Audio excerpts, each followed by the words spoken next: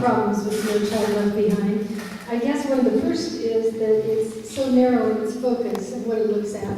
With its concentration on English language and math, it misses the whole kid and the big picture, and I'm really sorry that some of the other subjects are getting second shrift. Our geography, history, our sciences. I think those are starting to hurt because of this emphasis that is being placed on No Child Left Behind. And secondly, I do believe that the sanctions that are levied against schools are counterproductive. I don't know how many of you would work well under a system where you constantly had these horrible alternatives waiting before you. If by 2014 schools don't have 100% proficiency, then all these horrible things are going to happen. And that's a terrible weight to place upon the whole nation and the whole nation of schools.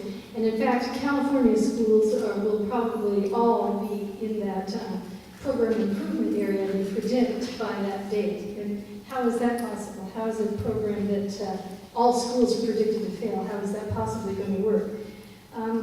And last but not least, I believe that a system should be a system of growth. In No Child Left Behind now, you can be making continuous progress and pushing kids right up the ladder, but still not be given credit for that because you haven't pushed them over this magical bar. So I would rather see a program instead where all growth is acknowledged and all growth is given credit. Still keep the bar there, keep the bar high, still reach for that same level, but give us credit for all the growth and all the kids do.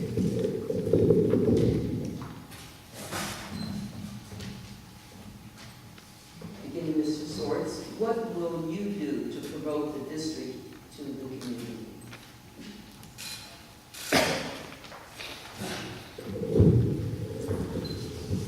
I'm a firm believer in collaboration.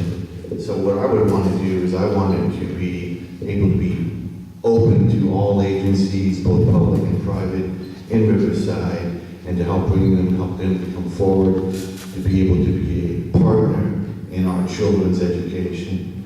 I would try to promote opportunities for programs to be able to be connected in the sense of possible vocational training, possible chances to have internships.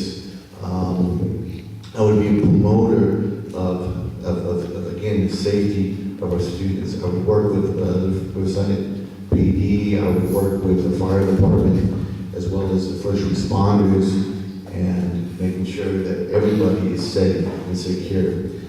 One of the other elements that I would want to do is make sure that if a child is not attending school, then we, meaning the board, the district, when it comes to funding, we lose out.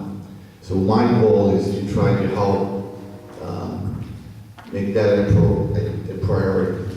I would like to work with the district attorney's office and provide, and hopefully be able to work and provide negative consequences to the people the parents who are not keeping their children in school. I also want to have positive consequences. That's where the community would come in and helping with achieving, giving out awards and recognitions. I know Sing Chevrolet offers free cars to, I think 4 students who have perfect attendance or strong. That is something that I'm looking forward to do. That's what I want to do. We all are partners. The pyramid, we have the student, we have the parents, and we have the school administration. We need to all work together to help the child succeed.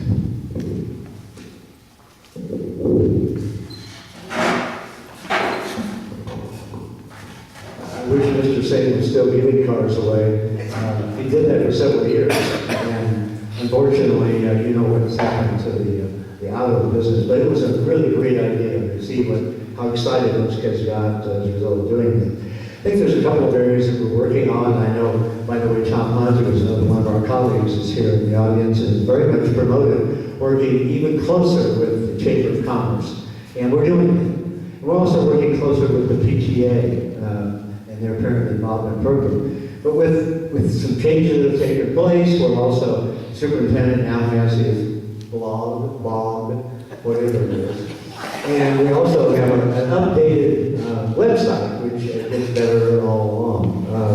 But we've done a lot of things so far to be able to improve that communication, and I know that we're going to continue to do that.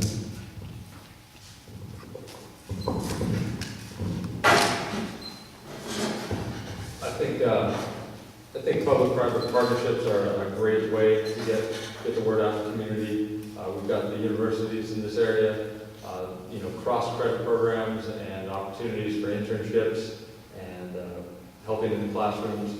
Getting young people these days, I think, besides blogs, but Facebook can be used for good and evil. But I think, especially the college students, if we could partner with the colleges, they're so incredible at using those types of technologies that you can get, although they may not be the best to get out specifically to the local community, it is an incredible way to get information out in immediate time, and also to get an immediate response. I think, I was just involved in putting on the National Night Out over at Bobby Bonds. I think events like that where the community comes out, the city council comes out, get board members to go out and be right there in the heart of the community and speaking about the programs, make themselves available for questions. Things like that are a great way to get out there. But I think also, just nonprofits and other organizations can get involved, and we can leverage, because the budget is so tight, we've got to leverage these different organizations to help us spread the word, get press releases out there, and get everybody involved in the city. I know that many of these organizations are very dedicated to the youth of Riverside, and sometimes we see there's a whole group of organizations out there that are trying to do good in the community, and sometimes they're chipping away at it, and I commend them. But if they got together and worked together, they could do exponential amount of good. And so we need to be the unifying force. The school board and the district need to be the unifying force to leverage those businesses and organizations to help get the word out.